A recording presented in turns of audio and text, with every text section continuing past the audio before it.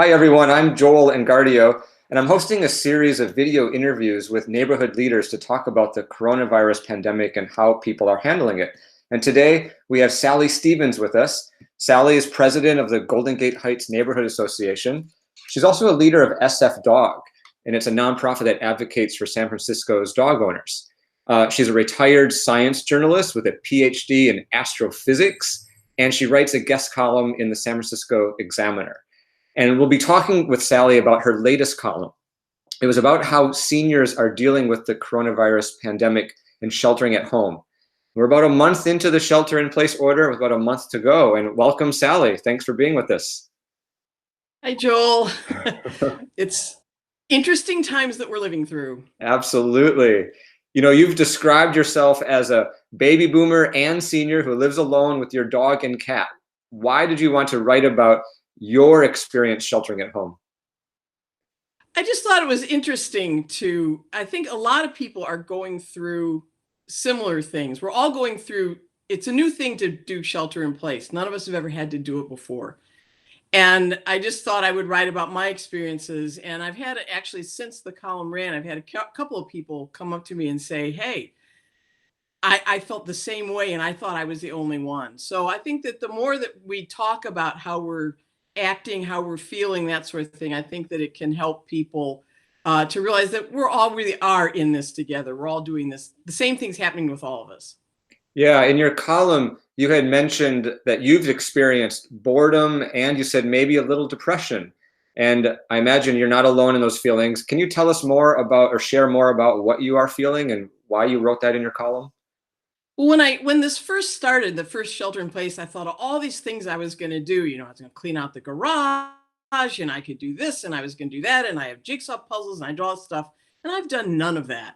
And I just sort of sit around and, I watch TV, I'm online, I'm, doing my Facebook feed all the time. And, because there's so much information about the virus and everything that I want to, stay up to date about. And it just takes a long, long time.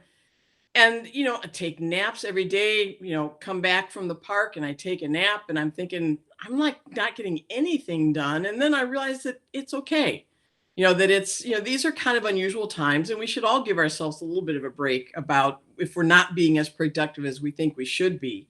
And so I just thought that was kind of interesting that suddenly I realized that, I'm really not doing all the things I thought I'd be doing. I'd be using this time so productively and I'm not. And I'm just, kind of, getting through it more than anything else. And so it's just kind of, and I think that that's okay. We have to give ourselves a little bit of break if we're not being, a little super productive person. And we're just kind of, dealing with this. It's the way we all deal with it. And I think that some of that is, especially taking the naps, it's a little bit of boredom, maybe a little bit of depression, but that's okay. We are under a lot of stress, even when we're sheltering in place. So without being aware of it, we're always aware of, you can't even turn on TV without hearing COVID, coronavirus. And so, it's inevitable that we're going to be feeling a lot of stress. And so it's okay to just kind of chill out for a while and not be as productive as we would like to be. Yeah, you had told me that this is your first video chat, so congratulations on figuring out the technology. And when you talked about, feeling a little depressed, do you think this is a way to help seniors stay connected to each other? And then, but then how much of a hurdle is this technology? I think it's actually been easier to do than I was anticipating. I was thinking it might be a little harder to handle and deal with and that sort of thing. I mean, to be honest, the hardest thing was to figure out what do I want to have behind me in my house that's not Right. like really annoying or backlit or whatever. And so I think it's been easier. I think that I don't know that it's enough of a replacement for actual one-on-one interactions because there sometimes can be a little bit of a delay, a little bit of, that sort of thing. Or there's I've seen online some things where there's like a temporary freezing and that sort of thing. And so it, it's, it's okay. It's good, but I don't know if it's enough of a replacement for actual one-on-one interactions. But it's also true that I have a number of friends who are even older than I am, and even doing this would probably be too much for them. They would just like, nope, nope, not going to do it, and that kind of thing. And so I think there's a lot of people that are going to be feeling more and more isolated as this goes on and on. How about the old-fashioned telephone call? The society stopped making phone calls. Maybe we're back to phone calls. Actually, I have been doing, that's the main way I've been keeping in touch with friends is through phone calls, some of which are going like an hour and a half, a lot longer than they usually would have. And it's just kind of checking up and just talking about stuff, and then just what you've seen on the news and that sort of thing. But for me, the one saving grace has been the ability to go out with my dog to the park and to get out. I'm out of the house, which is nice. In the sun or with the fresh air and that sort of thing. But at the park, the people that are there with their dogs are all, what my experience is that everybody is pretty much observing social distancing or physical distancing, I guess they call it now. And we're all standing 6 to 10 feet apart, but you can still have a conversation at 6 or 10 feet apart. And so we're doing that. And so I haven't felt quite as super isolated, because for that hour a day, I'm able to get out and talk with some of my neighbors about this or that or whatever. I mean, a lot of discussion, frankly, is about the virus and what's going on and that sort of thing. But a lot of it is just, what's going on with your family, with your kids, the grandkids, that sort of thing. And so it's a way we have been able to keep some social interactions going, even without having to do video chats and that sort of thing. We hear that the coronavirus can strike people of any age, so that we need to make note of that. But we've also heard a lot about how the higher risk age groups over age 60.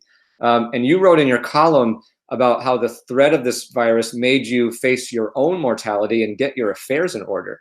And so, and something you had been delaying for some time. So I'm wondering if you could tell us more about why you decided to create your estate trust and your end-of-life decisions now, and why that's important for everybody. I think that we all tend to assume that we won't get it, or if we do get it, it'll be mild. And that's probably a psychological defense mechanism of some kind. But the reality is that we just don't know.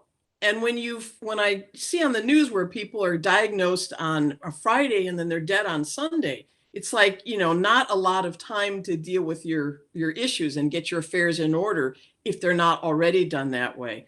And I've been planning to do a trust for years. I'm literally 2 or 3 years. And he's, yeah, I'll put it off. I'll get to it. I'll get to it. And then you don't do it, and then you don't do it, and you don't do it. And so I finally did realize that I really do need to make sure, because again, you just don't know. You assume that it's not going to be you, but it might be. And so I did finally work with a lawyer. She's working on developing a trust and getting everything into the trust and all that sort of stuff.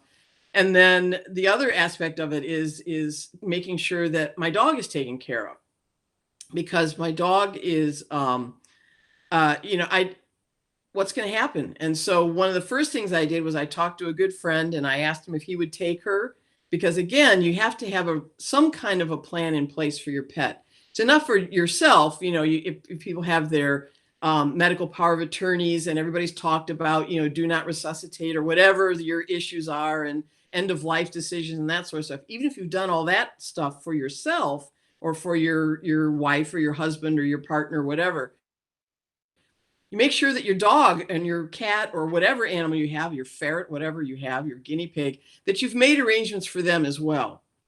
Not just for what happens if you die, but what happens if you're sick and you're in the hospital for a week and a half. The dog, someone's got to take care of the dog and feed the dog. So one thing I do encourage everybody is to make sure that they plan for their pets as well as for themselves. Yeah, that's really interesting. I mean, these are difficult decisions for people to talk about in any point in time, let alone during a pandemic. But I guess that the pandemic heightens the issue, and I guess it makes us confront these important decisions. So I think it's a good, yeah. I think it does, and I think it also it forces you to address your own mortality in ways that you can pretend aren't real most of the time. You just, I don't need to worry about that. I don't need to think about that. And then suddenly, when something like this is happening, you hear about all these people, whether they're famous or not famous or that sort of thing. I mean, fortunately, thank heavens, I don't know anybody personally who's died from it, and I don't know anybody other than famous people I've heard about. And I don't think that's probably going to last. But I think that that's the type of situation that usually forces you to address your mortality, is when someone you know passes, and then you're thinking, whoa, that could be me type thing. So we need to make these decisions, especially as we get older. We need to have plans in place and make sure that we have our affairs in order and that sort of thing. And it's easy to put it off until tomorrow. Well, I'll do it tomorrow. I'll do it next week. I'll do it next month, next year. And suddenly it's 5 years later and you get a diagnosis you don't want to ever get. And it's like, oh my gosh, and you're playing catch up. And better to make all these decisions when you have the time to think it through and think about them, and really think about who would be the best person to take my dog, or who do I want to be my durable power of attorney? Who do I want, all those sorts of, who do I want to be beneficiaries? If you have a trust, if it's charities, which charities, how much, that sort of thing. Make these decisions now when it's not like the clock ticking.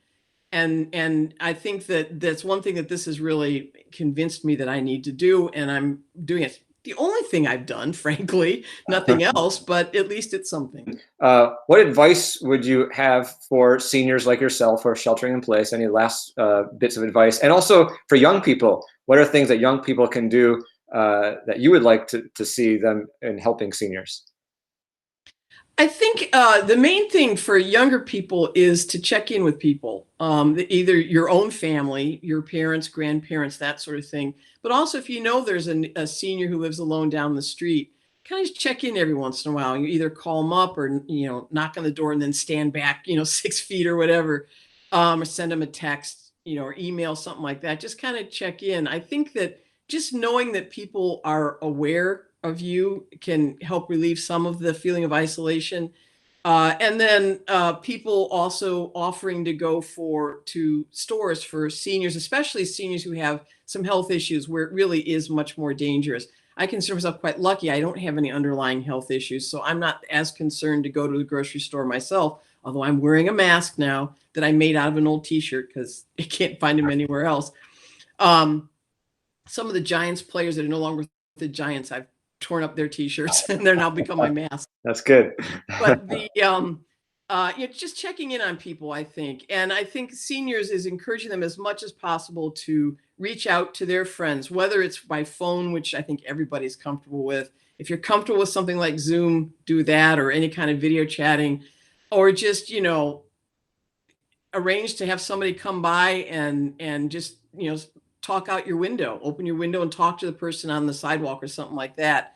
I think that those sorts of things can help. Is just don't let the isolation win. Is if you start to feel a little more isolated, reach out to somebody. I mean, it can be hard to do. I know that, but it's certainly worth it. And if you know somebody who you think might be a little bit struggling or worried, make a little extra effort to talk to them, whatever your age, whether you're a senior, young person, anything like that. It's just because a lot of people are having struggles with this. People with anxiety, it's really hard for.